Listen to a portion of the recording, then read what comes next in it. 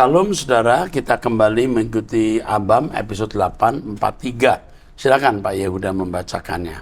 Baik Pak, yang pertama dari seorang remaja berusia 13 tahun. Ya. Shalom Opa Eras, saya mengalami kekhawatiran yang berlebihan mengenai kedatangan Yesus. Saya sering berhalusinasi ketika mendengar suara yang aneh. Sampai-sampai saya susah tidur untuk memikirkan apakah Tuhan masih memberikan saya nafas kehidupan besok. Setiap malam dan setiap pagi saya berdoa serta melakukan penyembahan. Pertanyaan saya, yang pertama, apakah Tuhan Yesus masih mau mendengar dan mengampuni saya? Stop, saya jawab. Kalau orang sudah tidak diampuni dosanya menghujat Roh Kudus, dia tidak tanya ini. Kalau kamu masih tanya, berarti kamu masih ada dalam genggaman tangan Tuhan. Artinya nuranimu masih hidup. Apakah Tuhan Yesus masih mau mendengar dan mengampuni saya? Itu berarti kamu masih dalam genggaman tangan Tuhan. Tuhan mengampuni dosa-dosamu, nak. Kamu yakin Tuhan mengampuni dan Tuhan melupakan. Kalaupun kamu masih bisa buat salah, langsung minta ampun. Tuhan mengampuni, langsung Tuhan lupa.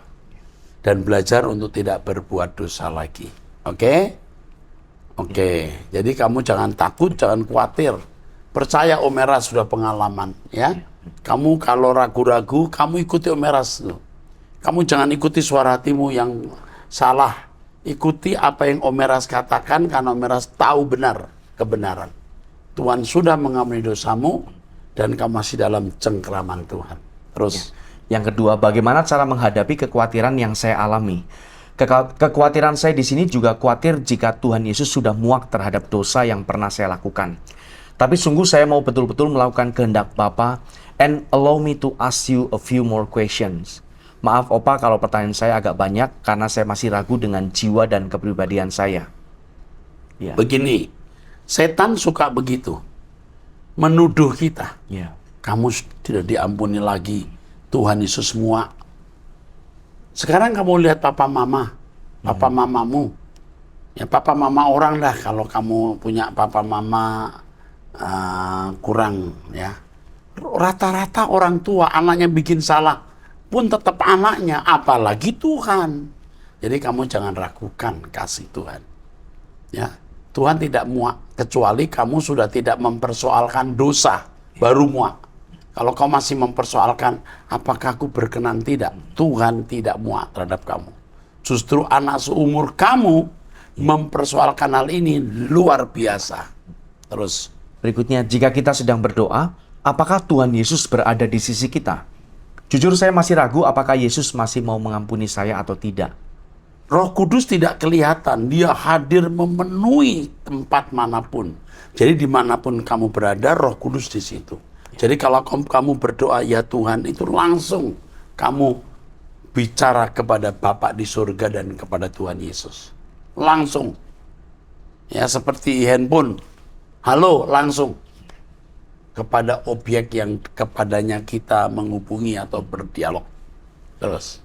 Apa yang membuat kita percaya bahwa Tuhan sudah mengampuni kita? Itu iman, jangan pakai perasaan. Kalau pakai perasaan, perasaan kita itu bisa situasional, bisa berubah-ubah. Kamu harus percaya firman Tuhan mengatakan, Tuhan mengampuni, Tuhan melupakan. Dulu Om Eras pernah juga punya perasaan seperti kamu. Ya. Pernah waktu masih muda. Wah, ternyata salah. Percaya saja apa yang dikatakan firman. Jangan kamu percaya di pikiranmu, jangan kamu percaya di perasaanmu, percaya di firman Tuhan. Sampai akhirnya pikiran dan perasaanmu dituntun oleh firman. Anak seumur kamu bisa begini tuh ini. 2 jempol. Nah. Pasti kamu masuk surga. Terus. Sekian pertanyaan dari saya, maaf jika ada kesalahan kata. Terima kasih atas kesempatannya, Opa Eras. God always bless you. Ya, diminta dikirim. Saya remaja 13 tahun perempuan, belajar. Iya, tadi sudah dijelaskan di atas. Oh, saya minta tolong untuk mengirimkan link. Iya. Oh, gitu ya. Iya, diinfokan episode keberapa. Karena HP-nya dipegang orang tua. Iya. Jadi ini ya, Opa Eras senang mendengar kamu, nak. Opa Eras salut. Ya. Di mana nih rumahnya nih? Enggak diinfokan. Nanti kalau kamu ke Jakarta, kalau kamu ke Mall Arta Gading lantai 5, kamu bawa, ya, bilangin ya, saya mau ketemu Pak Eras. Ya. Gitu. Oke, Tuhan berkati. Berikutnya dari seorang pria berusia 41 tahun, menikah, memiliki 2 orang putri yang masih SD. Ya. Shalom Pak Eras, saya bekerja di sebuah perusahaan pembiayaan berbasis teknologi, dalam kurung pembiayaan menggunakan aplikasi online yang resmi atau bersertifikasi OJK. Saya di bagian penagihan atau yang sering disebut debt collector. Saat menghadapi nasabah, terkadang saya melakukan penekanan agar nasabah membayar angsurannya yang tertunggak. Dan sering hati saya juga menjadi panas atau geram, apalagi mengingat pencapaian menuju target yang masih jauh. Apakah Tuhan berkenan dengan pekerjaan saya ini, Pak? Terkadang saya menggumuli ini dalam doa. Mohon nasihat buat saya, Pak, dan bawakan juga dalam doa Bapak. Tuhan Yesus memberkati. Menekan orang itu tidak harus kasar. Menekan orang itu tidak harus dengan intimidasi, mengancam, sampai bisa melanggar hukum. Berdoa minta hikmat Tuhan.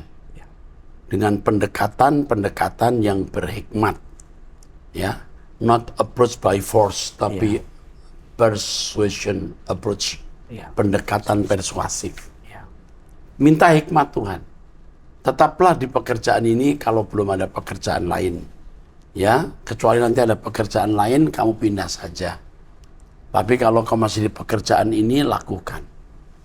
Ya, selama kau masih bisa kerja, kerjalah. Kalau bisa mencapai target, usahakan mencapai. Tidak, rileks saja. Dikeluarkan, cari kerjaan lain. Udah, buat rileks hidup ini. Percaya Allah semesta alam, Bapa di surga, memberkati, melindungi kamu. Oke, terus. Dari seorang pria, menikah, memiliki 2 orang anak.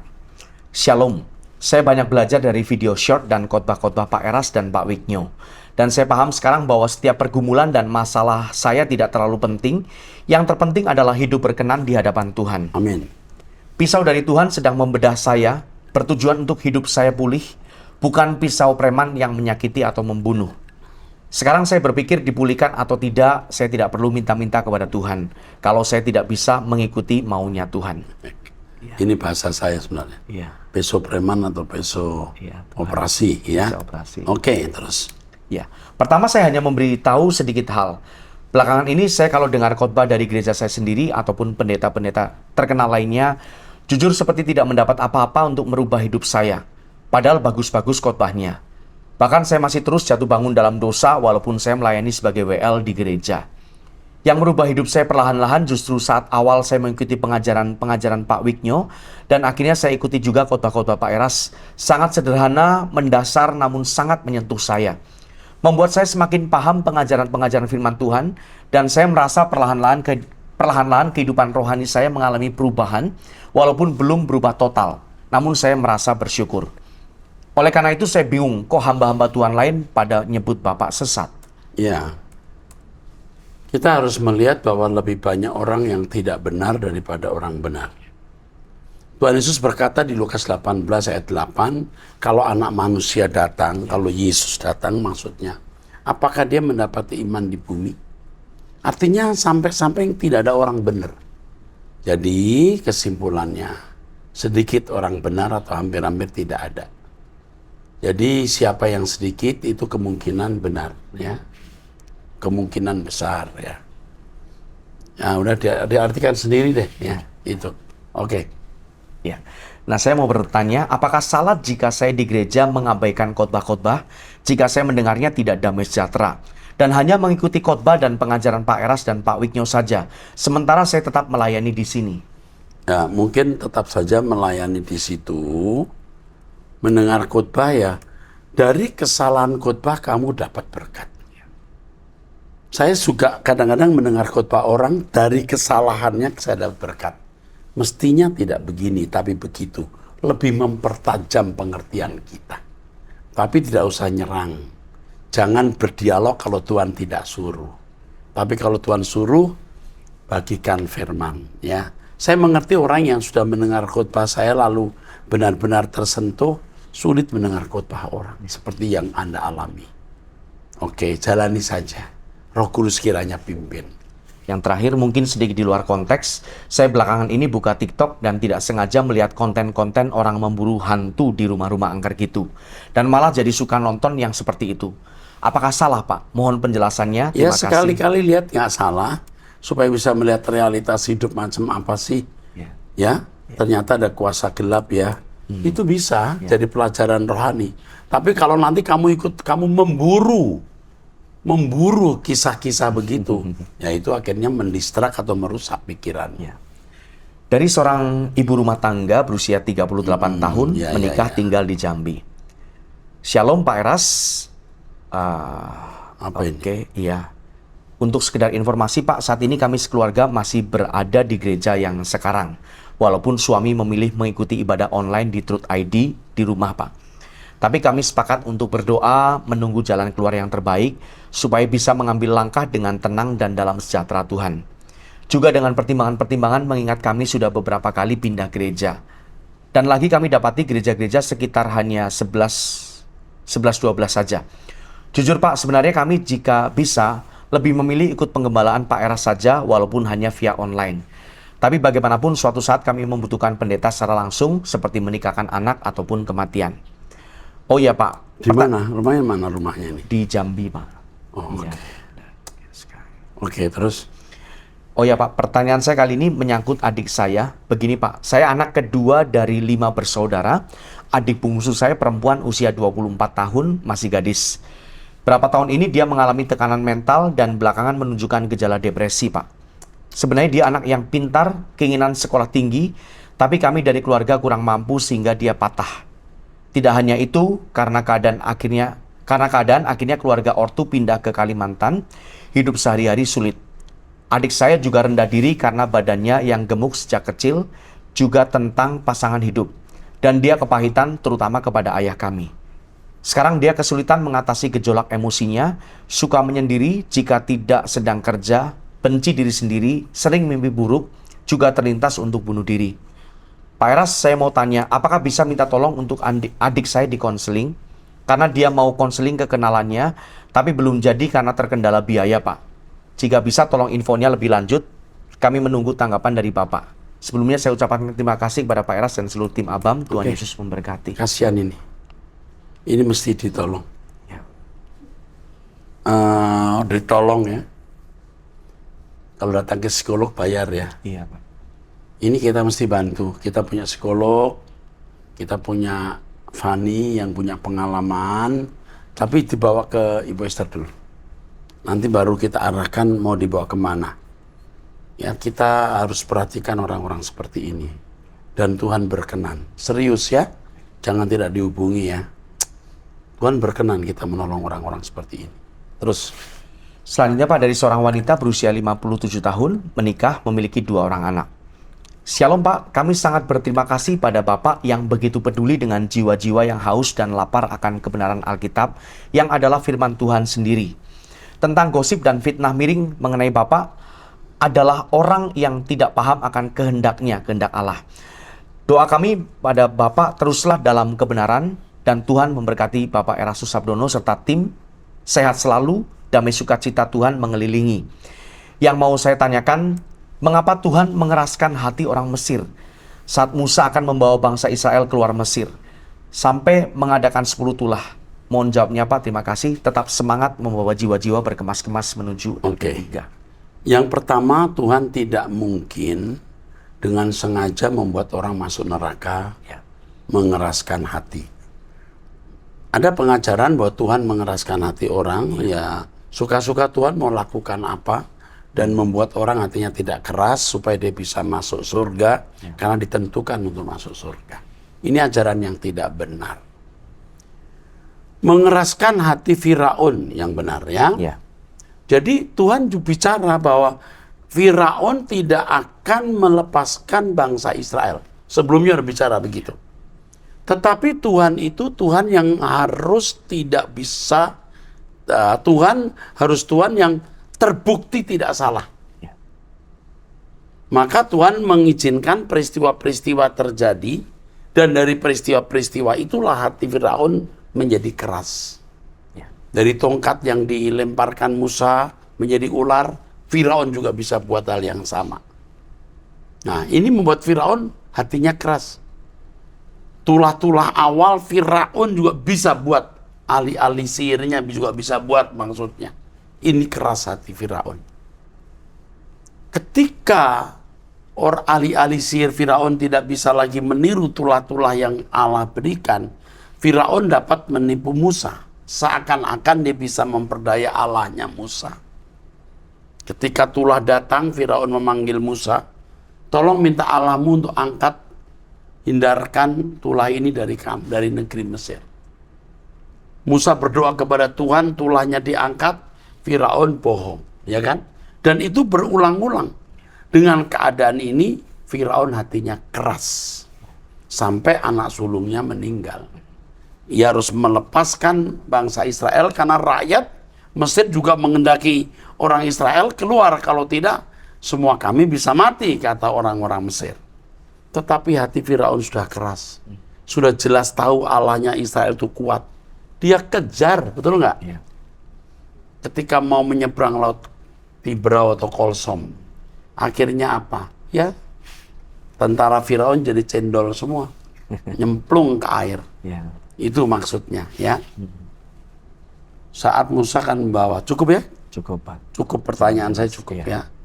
Jadi orang menjadi keras hati itu bukan karena Tuhan Iya. mengeraskan sepihak, karena memang orang itu dasarnya tidak mau bertobat. Oke, teruskan. Ya.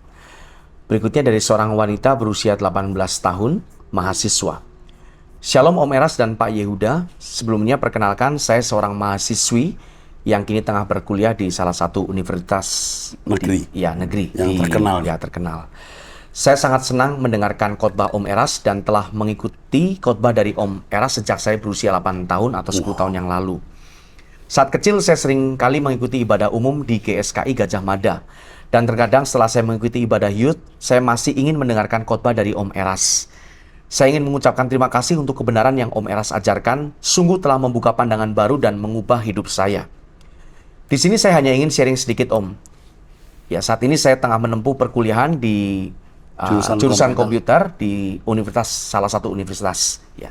Semua mahasiswa diwajibkan untuk mengikuti MPK agama. Akhir-akhir ini dosen agama saya berfokus pada pengajaran Allah Tritunggal dan keselamatan, Om. Namun saya sedih karena apa yang diajarkan dosen saya agak berbeda dengan kebenaran yang Om Eras ajarkan. Salah satunya ajaran yang menyatakan semua orang yang di luar umat pilihan akan binasa, tak peduli perilaku mereka baik atau buruk. Nah, ini salah ini. Ya. Seakan semuanya sudah berada dalam skenario Allah tanpa adanya kehendak bebas dari manusia. Ini salah ajaran ini. Terus, Padahal apa yang saya pahami dari khotbah Om Eras adalah tidak ada keselamatan di luar Kristus. Tetapi masih ada kemungkinan bagi mereka yang berbeda agama untuk masuk ke dalam kerajaan sorga, dalam kurung selama mereka tidak melukai sesamanya dan berbuat baik. ya selama masih mengasama seperti diri sendiri. Karena memang mereka bukan umat pilihan. Ya. Sebab ada orang yang memang terpilih jadi umat pilihan. Ya. Ada yang tidak. Yang terpilih itu harus sempurna seperti Bapa, serupa dengan Yesus. Ya. Terus, Yang menjadi perbedaannya ialah umat pilihan memiliki peluang untuk menjadi anggota keluarga kerajaan sorga. ya, yang betul begitu. Iya. Terus, Sedangkan yang bukan umat pilihan tetap bisa menjadi anggota masyarakat benar kerajaan sorga. sekali. Ya, Terus, selama mereka berbuat baik. Mohon diperbaiki apabila kalimat saya ini salah. ini benar sayang, benar, presisi, tepat. Terus, Sejujurnya saya cukup sedih ketika mendengar pengajaran dosen agama saya, seakan ada yang mengganjal di hati saya. Namun saya hanya bisa diam dan menunjukkan karakter Kristus melalui sikap saya selama di kelas. amin. Luar biasa sayang, kamu hebat. Terus, Pernah suatu kali ketika saya dipanggil ke depan kelas untuk berbincang dan bertanya jawab dengan dosen agama saya di depan seluruh teman-teman saya, dan dosen agama saya berkata bahwa saya pandai dalam menjawab setiap pertanyaan yang dihaturkan oleh beliau. Saat beliau menanyakan saya bergereja di mana, saya dengan bangga menyebut saya beribadah di GSKI Rehoboth atau sekarang Rehoboth Church. Dan dengan bangga menyebut Om Eras sebagai gembala senior saya. Hehehe. keren. Ya. Mungkin sekian yang bisa saya sampaikan, Om. Kiranya Om Eras dan Pak Yehuda sehat selalu ya. Ya, terima kasih sudah membuat saya semakin bersemangat mengarahkan hidup saya ke LB3. Aduh, ini bikin kita semangat ya. Ya. Oke, Saya ternyata selalu- masih ada yang bisa betul. diselamatkan terus. Ya.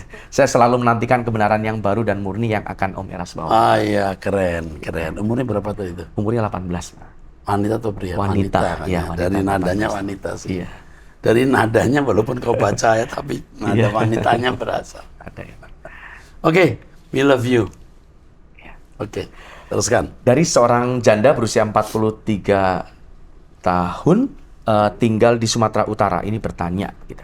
Shalom Bapak Pendeta, sebelum saya bertanya, saya mau cerita sedikit tentang kisah hidup saya. Saya menikah dengan almarhum suami saya tanggal 4 Februari 2011. Kami berumah tangga kira-kira 12 tahun, tepatnya 18 Oktober kemarin. Suami saya meninggal dunia karena sakit. Sakitnya itu kira-kira 5 bulan, tepatnya dia mulai sakit bulan 5 kemarin. Selama 5 bulan ini keluarga sudah berusaha mengobati almarhum karena saya dan semua keluarga sangat menyayangi dia karena dia adalah sosok yang baik dan juga seseorang yang bertanggung jawab bagi keluarga dan seseorang yang takut sama Tuhan walaupun sebagai manusia masih punya kekurangan. Saya sebagai istri dan juga ibu dari keempat anaknya sampai saat ini masih sangat berduka. Seringkali saya meneteskan air mata apalagi saat mendengar pertanyaan-pertanyaan dari anak-anaknya. Sampai detik ini saya belum bisa menerima kenyataan hidup saya. Yang ingin saya tanyakan Pak, bagaimana pandangan Alkitab tentang kematian atau umur? Saya seringkali berpikir apakah saya kurang berdoa atau apakah pengobatan yang kami berikan kurang maksimal sehingga dia meninggal. Pada waktu suamimu sakit dan berobat tapi tidak sembuh, itu masa-masa persiapan masuk kekekalan yang indah. Ya. Kalau suamimu masih hidup, itu kemungkinan jatuh dalam dosa, kecelakaan dan lain-lain itu ada. Dan Tuhan menghindarkannya. Jadi Tuhan jauh lebih cerdas dari yang kamu pikirkan. Ucapan syukur dari keadaan yang tidak kamu mengerti. Pikiranmu bisa tidak mengerti, tapi hatimu bisa percaya. Oke? Teruskan. Bagaimana saya meyakini kalau dia sudah tenang di alam sana? Dari teropongan roh saya dan kesaksian kamu dia orang baik sampai keluarga besar berusaha untuk kesembuhannya, orang ini tidak layak masuk neraka. Ya. Oke, teruskan. Di manakah roh dia sekarang? Apa dia melihat tangisan kami? Tidak perlu dia mendengar tangisan kamu. Dia dalam kemuliaan hadirat Allah sudah tidak memikirkan apa-apa. Oke, teruskan. Pertanyaan terakhir, apakah kami nanti saling mengenal jika kami bertemu di surga? Pasti mengenal. Pasti mengenal. Terus.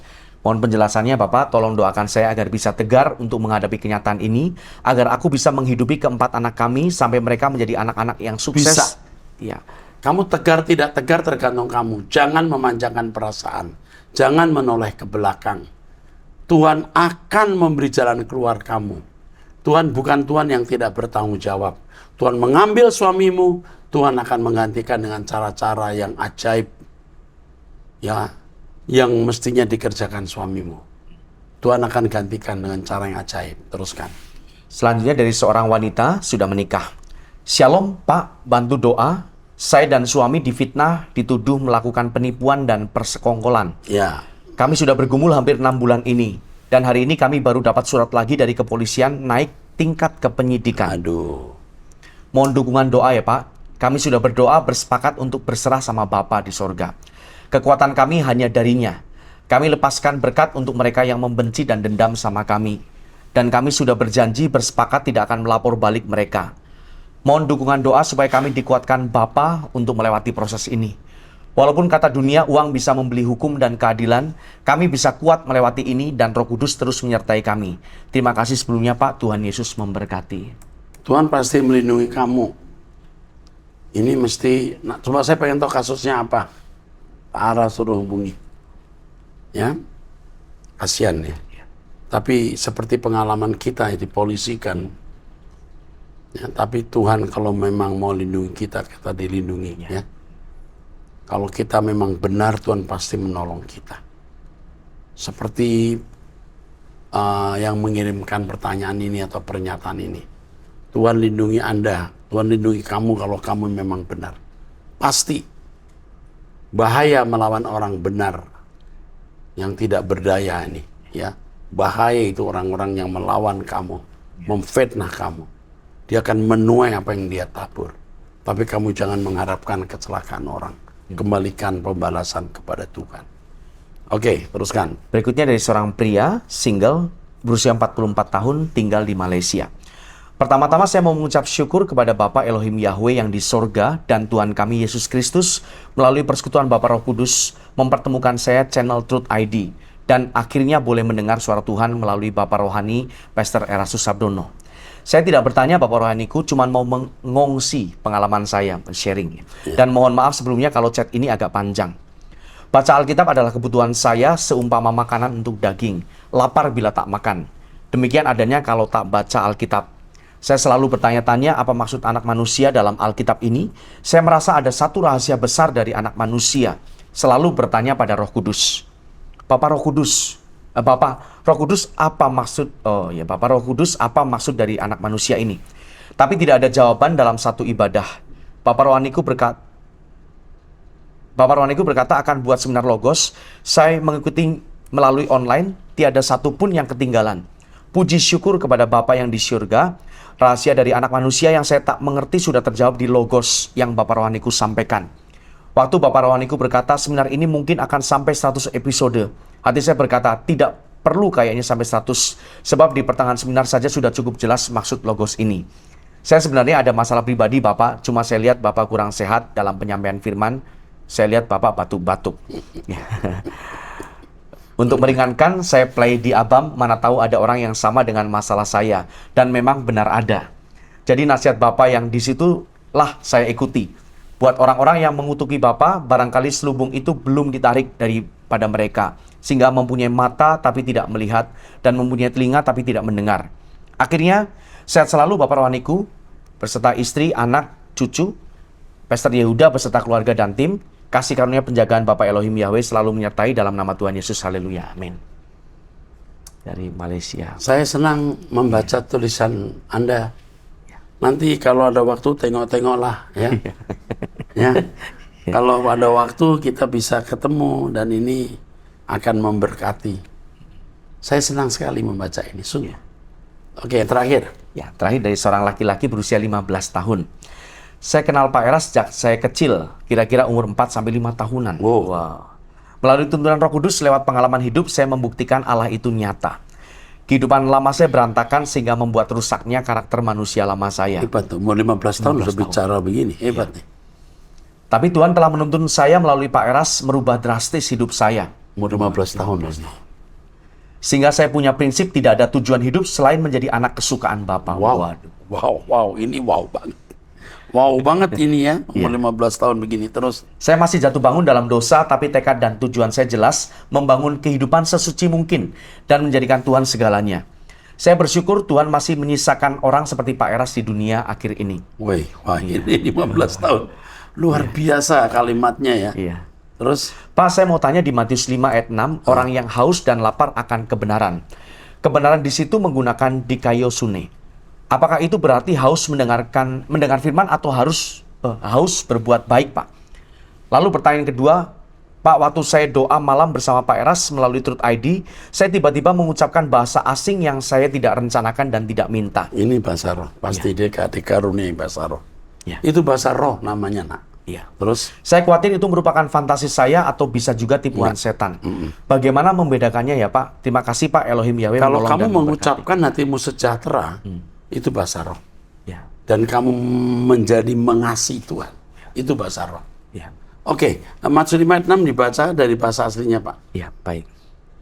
Matius pasal yang kelima, Ayat yang ke-6. Sebentar, Pak. Matius pasal 5, ayat yang ke-6. Makarioi hoi peiontes, kai dipsontes ten dikaiosunen, hoti autoi hortaste sontai. Ulang itu, Pak. Makarioi, Berbahagialah. berbahagialah, hoi peinontes, kai dipsontes ten dikaio Mereka yang haus lapar dan kebenaran, haus, terus ya, akan kebenaran dikaio sunen. dikayu sunen, terus Hoti autoi hortaste sontai. sebab mereka hoti ya. Ya, Mereka akan sebab, dipuaskan. Oke. akan dipuaskan. Jadi dikayu sune itu artinya kebenaran yang terkait dengan pengajaran, dengan perilaku, dengan perbuatan. Ya. Jika hidup keagamaanmu tidak lebih dari ahli Taurat dan orang Farisi, kamu tidak masuk surga. Matius 5 ayat yang ke-20. Ya. Iya, Pak.